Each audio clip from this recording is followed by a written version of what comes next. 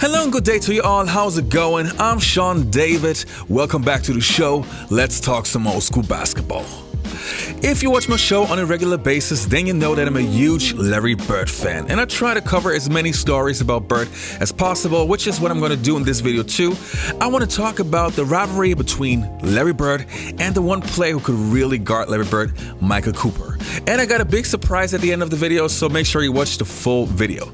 Also, I want to give a quick shout out to my Patreons. Thanks to you guys for supporting the show, and I would say, let's get right into it.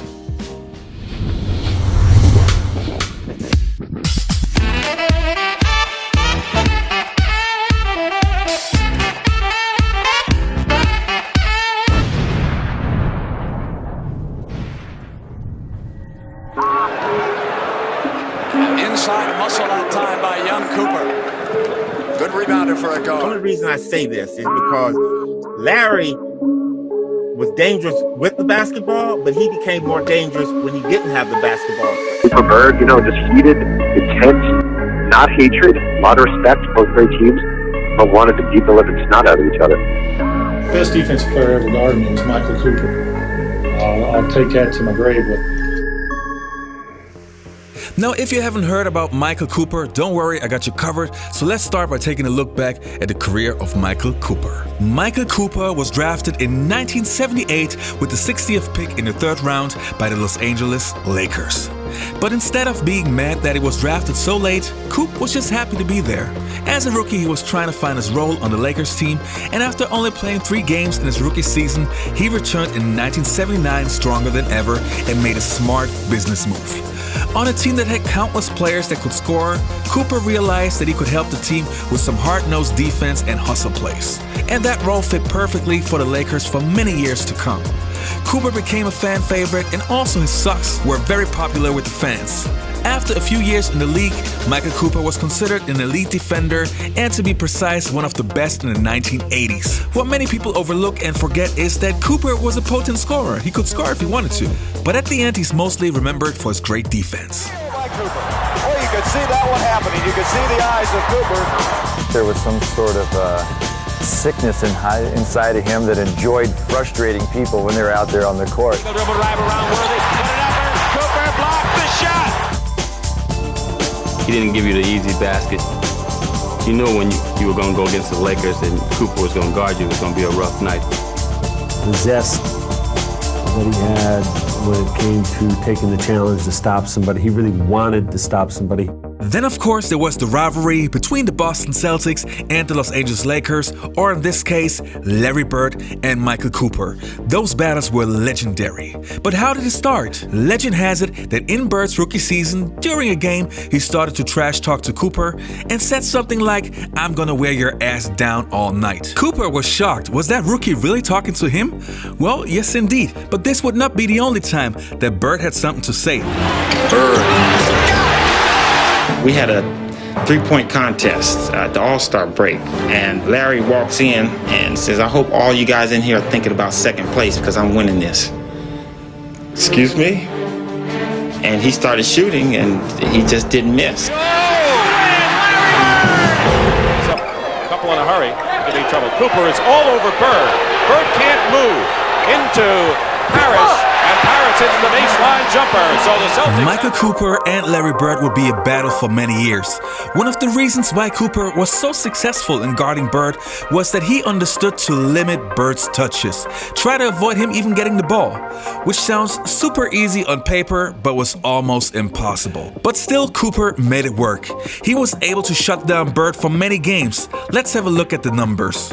So those numbers are the first matchups between Larry Bird and Michael Cooper. And if we take a look at the points, you can see that Larry Bird was really struggling. He had 16, 14, 11, then a great performance with 36, but then again 11 points. His shooting percentage was also very shaky, 46, incredible 700, but then 30% again. I think you get my point. But even though Larry Bird was having a hard time, Michael Cooper had to admit that Bird was the real deal. When I got a chance to actually play against him, he was bigger than I thought he was, and a lot more competitive than I had given him credit for at that time. Bird, Cooper right with him, where Cooper's like a winter coat on Bird. in the Lakers' epic battles against Boston, it was Cooper who drew the unenviable task of trying to stop Larry Bird, who would later call Cooper the toughest defender ever faced. Leading up to the Boston confrontation, I would think to myself when I'm playing, hey, I'm guarding Larry Bird, I gotta be at my best.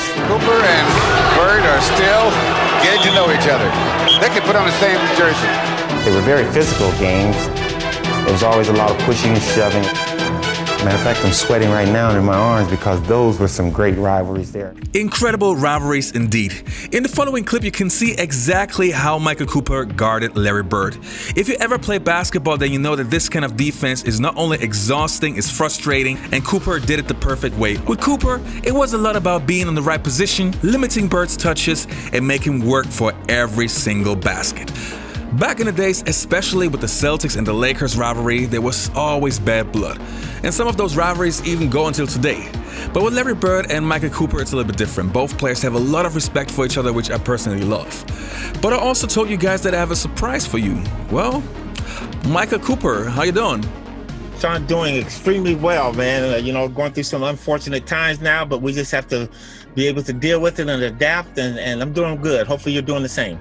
Yes, Coop, I'm fine too. Thanks for asking. Now, in this video, I'm talking about your rivalry with Larry Bird and how intense it was. It was a battle. It was war. Was it something personal for you? It wasn't just a personal thing. It became physical because I had an opportunity to do something about it. So when I jumped into that rivalry, Larry was the type of player, and I've guarded many great offensive scorers. Just to name a few: Michael Jordan when he was young, Dr. J, George Gervin, a kid named Andrew Toney. Those players, when they just throw the basketball, you can kind of take a rest on those guys. Larry was different than that. Larry could get rid of the basketball, but he was going to go get an offensive rebound. He was going to set a back pick for his teammate. He was going to do something, assist. He didn't always have to score. So you always had to pay attention to him. And, he has said that I'm the toughest player he's had to ever guarded him. And I have to say Larry is the best because of those things I just mentioned, is that you always had to pay attention to him on the court. And one of the best things, Sean, that I saw of Larry Bird that really gave me the ultimate respect is that we were playing them in the 84-85 series, and we just got into Boston, and there was a bus going by.